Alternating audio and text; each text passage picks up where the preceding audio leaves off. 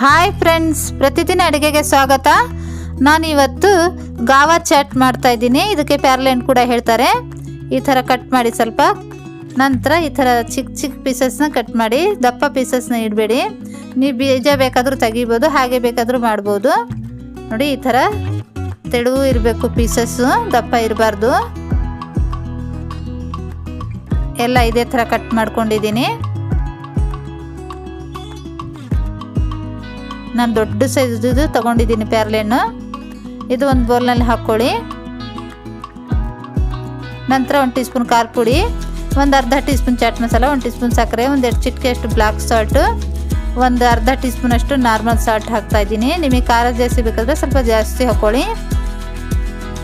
Amchur powder ಬೇಕಾದರೂ ಕೂಡ ಹಾಕ್ಕೋಬೋದು, ನಾನು ಹಾಕಿಲ್ಲ ಇಲ್ಲಿ. ಚೆನ್ನಾಗಿ ಮಿಕ್ಸ್ ಮಾಡ್ಕೊಳ್ಳಿ. ನಂತರ ಒಂದು ಅರ್ಧ ನಿಂಬೆಹಣ್ಣಿನ ರಸನ ಹಾಕಿ ಮಿಕ್ಸ್ ಮಾಡಿ.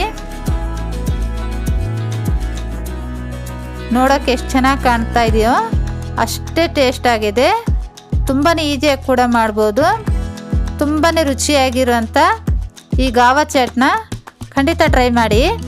ಈ ರೆಸಿಪಿ ಇಷ್ಟವಾದರೆ ಲೈಕ್ ಮಾಡಿ, ಶೇರ್ ಮಾಡಿ, ನಮ್ಮ ಚಾನಲ್ಗೆ ಸಬ್ಸ್ಕ್ರೈಬ್ ಮಾಡಿ.